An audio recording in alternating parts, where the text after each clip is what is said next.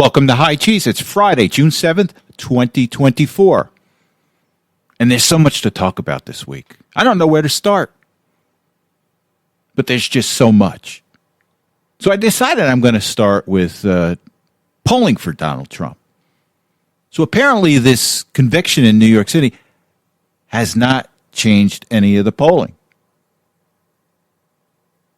Quite frankly, in one state, Virginia, Trump is in a tie. So let's go over some of the polls. These polls came out today, Friday.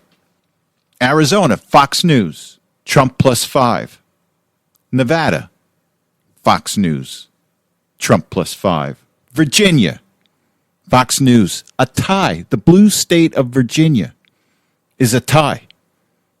Can it be considered a battleground state now? Florida, Trump +4. Let's look at Thursday. Emerson, nationwide, Trump +1. When you add RFK into the mix, Trump +6. State of North Carolina, done by East Carolina Polling, Trump +5. Then let's take a look at Wednesday. Georgia, this is by Quinnipiac, Trump +5. Michigan, this is by Mitchell Research, tie. However, if you add RFK into the mix, Trump +1. And then on Tuesday, we had a poll by Morning Consult, Trump +1. And Rasmussen has Trump +5. I think I mentioned that last week, but it was released on Tuesday. So they've got to be in a tizzy. Nothing is working. We've already heard James Carville come out and say nothing is working. And they're not going to be happy today. I guess 50 Cent, the rapper entrepreneur, came out, said he's endorsing Donald Trump. And he urges every African-American male to come out and endorse Donald Trump. We had Dr. Phil. Dr. Phil endorsed Donald Trump. He happened to have Donald Trump on his show earlier this week. And then we also have Russell Brand, the British actor-comedian. He's come out and endorsed Trump. He's become a born-again Christian. I guess he got baptized recently. And he's endorsing Donald Trump. Now, I don't think he can vote in the election because he's English, but he's got a lot of followers. So they really have to be desperate. And this is in spite of the mainstream media, Democratic operators trying to put their own spin on this. But the people of America are seeing through this. They know this is a political hit job. They know that the judicial system has been corrupted. They know that the White House has been corrupted and various institutions. So with that said, I want to go to a clip. It's with Will Scharf. He's being interviewed by George Stephanopoulos, the Trump hater. And listen to the anger in Stephanopoulos' voice when Scharf pushes back on him, trying to push his own narrative. So let's go to the clip, and then we'll come back and discuss. Activities, and of course, the Attorney General in Manhattan has nothing to do with the Department of Justice. Finally, what do you expect from the sentencing process? I vehemently disagree that the district attorney in New York was not politically motivated here, and I vehemently disagree that President Biden and his political allies aren't up to their necks in this prosecution. I think the fact there's no evidence of that, sir. There's no. I'm not going to let you continue to say that. There's just zero evidence of that. Well, how about the fact that Matthew Colangelo was standing over Alvin Bragg's shoulder when he announced this verdict? I mean, Colangelo was the #3 official in the Biden Department of Justice who suddenly disappears and shows up as an assistant district attorney right as Trump's case in New York starts to proceed. After you want to talk about you want to talk about political coordination? This has nothing to do. This has nothing to do. No, it's not. This has nothing to do with President Biden. Do you want to answer the question about the sentencing process or not? I completely disagree that this has nothing to do with President Biden, and we look forward to getting this case into the next court and taking this again all the way up to the U.S. Supreme Court if necessary to vindicate President Trump's rights. And listen to Stephanopoulos. This is the reaction of a man that knows that nothing is working. And the frustration and the anger coming out by Stephanopoulos is palatable. And how can he say that there's no involvement from the White House when you had the third highest ranking Department of Justice official going down to work for the New York City prosecutor's office to get Donald Trump. They don't want you to know that. And when you bring it up, they want to yell over you. Oh, you can't talk about that. And then he starts splitting hair. Well, Joe Biden didn't know about this. How much does Joe Biden know about anything today? This is all coming from his administration and his White House, the people around Joe Biden. This is the political involvement, but they're hiding behind the fact, well, maybe Joe Biden didn't know about it. No, he knew about it. He can't remember anything. And that's what they're hanging their hat on. But we all know, the American people know. Joe Biden is deteriorating on a daily basis. He's never been the brightest bulb in the room. And he's just deteriorating mentally as the days go by. And let's go down to Atlanta, where a Georgia State Appeals Court judge said, we're going to take up this case as to whether Fani Willis should be prosecuting Donald Trump in Atlanta.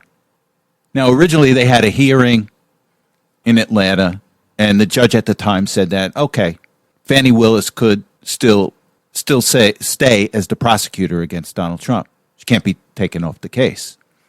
Well, Trump's attorneys appealed it to the Georgia State Appeals Court, and they're going to take it up. And guess what they said? We're going to start this hearing sometime in October.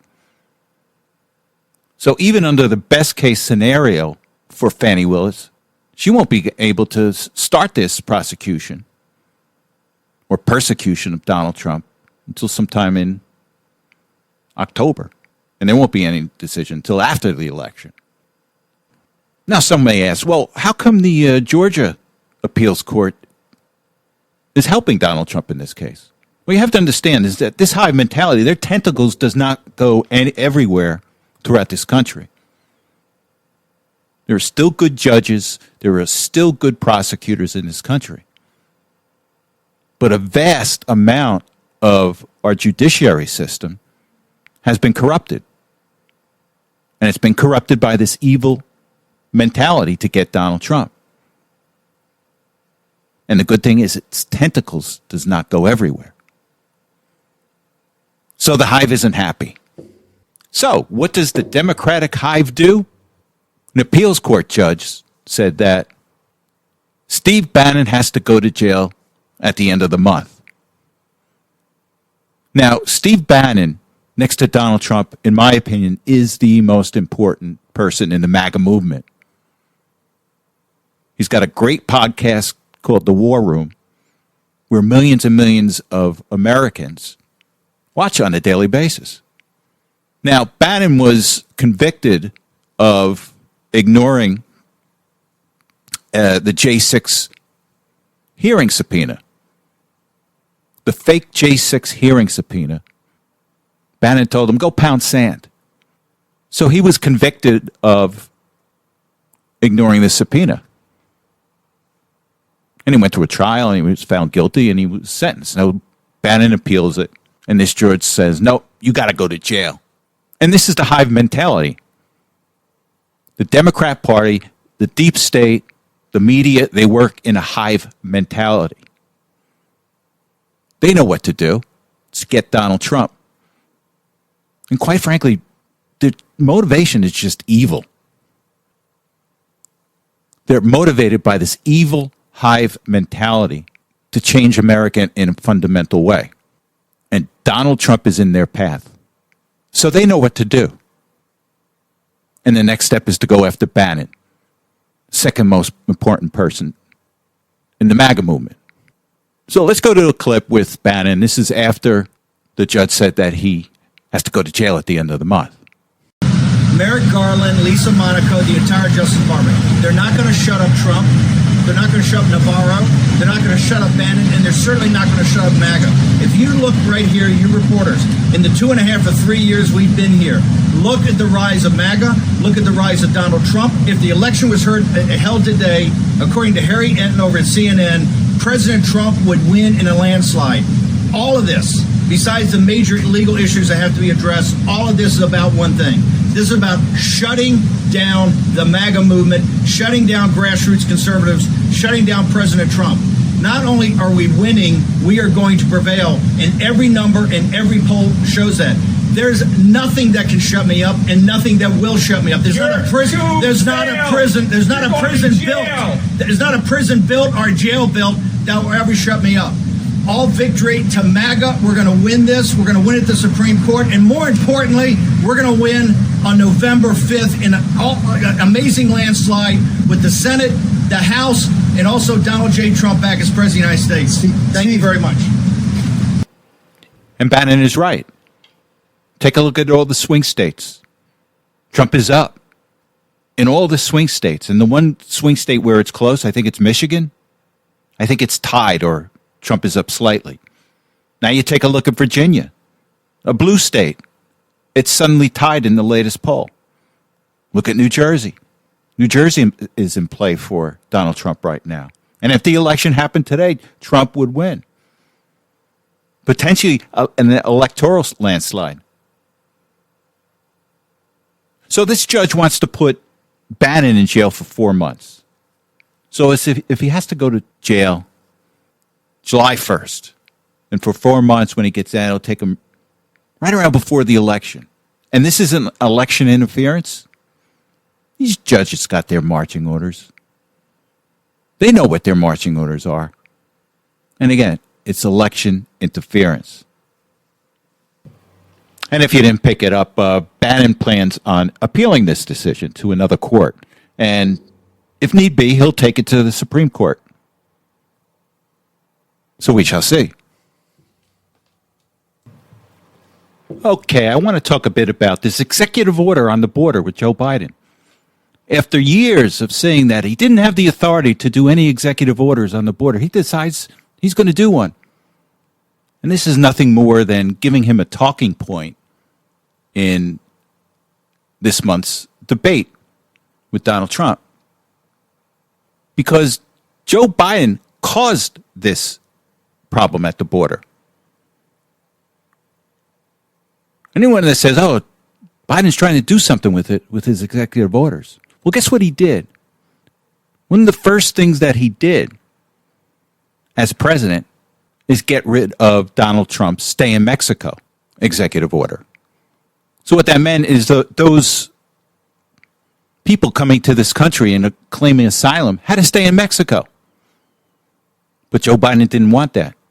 He wanted them to come into this country and then release them into this country instead of having them stay in Mexico. So I don't want to hear this when Biden is saying, oh, he's doing something with executive orders. He started this problem. All he had to do was keep Trump's policies, particularly the Remain in Mexico policy for asylum seekers. Now, what he's saying, oh, I'm going to make it a little harder for people to get asylum in this country. We know that's nothing. You know that's not going to be implemented. It's going to be watered down through Biden's bureaucratic process where it's going to be meaningless. But anyone that says to you that, well, Biden's doing something about it, just tell them Biden caused this. Donald Trump had these asylum seekers stay in Mexico until their cases were adjudicated. And what Biden did was just release them into the country instead. And for years, he was lying to the American people, saying that he couldn't do it. He didn't have the authority to do it. And then he went on to say that, oh, Congress should take care of this. And then the Democrats tried to pass some immigration law that essentially codified the mess that Biden created at the border. Whereas all he had to do was just keep Donald Trump's policies at the border instead of wrecking it. But again, this is an act of desperation. This is an act that a desperate campaign, a desperate president sees. And it's a cynical decision. He thinks that the American people are going to be fooled by this decision. Maybe some will. You know, there are some people that are just going to vote for Joe Biden no matter what. Maybe 30% of the voter. And all they're doing is just give me a hook. Give me something to believe in. Even lie to me. I just need something to vote against Donald Trump. And that's what he's doing here. He's got to keep his base. He's losing his base. But he's throwing everything at the wall to see what sticks. And this is one of them. So we shall see. So Hunter Biden's gun charge case is being adjudicated right now down in Delaware. And don't be surprised if there's a hung jury or if Hunter Biden gets off on this, because simply it has to do with the jury pool and the weak case that the DOJ is bringing against him. Now, remember, Biden's tentacles throughout Delaware go far and deep.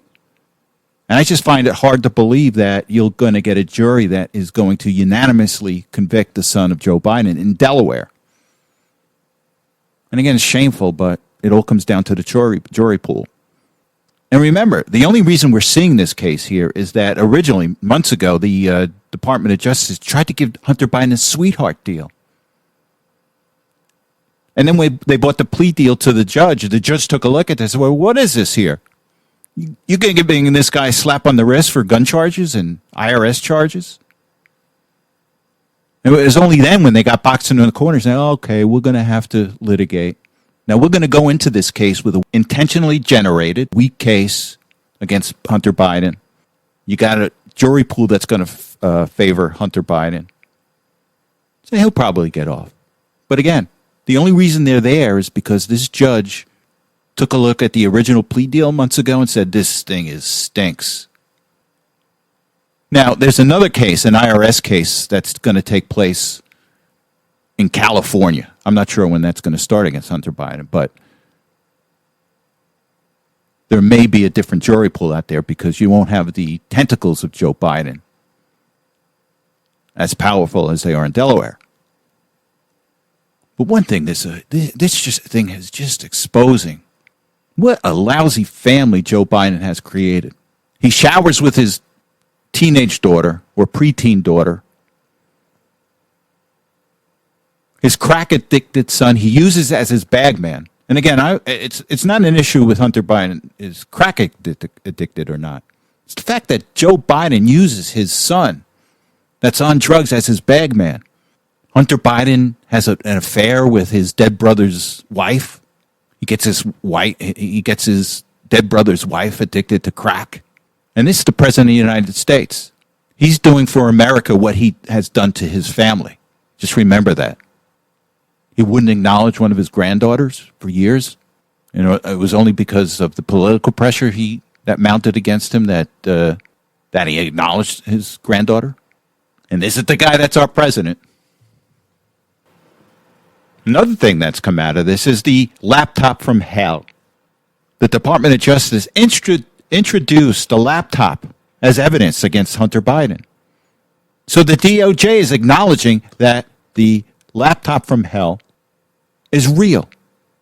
And remember that when those 51 spooks came out right before the 2020 election and said, this is all Russian disinformation. Remember the Leslie Stahl interview with Donald Trump saying, well, this laptop isn't real. Meanwhile, the New York Post verified its legitimacy. And remember what happened to the New York Post? They were taken down by Twitter as a result of this. And finally, the DOJ is acknowledging that it's real. And we have to this is just another example of Washington lying to us, the media lying to us, the deep state lying to us. But the truth always comes out. And the interesting thing, too, is that you still have Democrats in denial about it. I'm not sure if it's denial, but if it's outright lying. They're at the point where they know they're going to lose. So they're just going to come out with straight out lies. And don't be surprised if you see on the campaign trail Democrat operatives saying, oh, the laptop isn't real. But we know the truth. The American people know the truth. And this is one of the reasons why people are going to Donald Trump. Because it's all being exposed. The deep state, the corrupt intelligence agencies, lying to the American people, the media lying to the American people. This is just another example. So we shall see.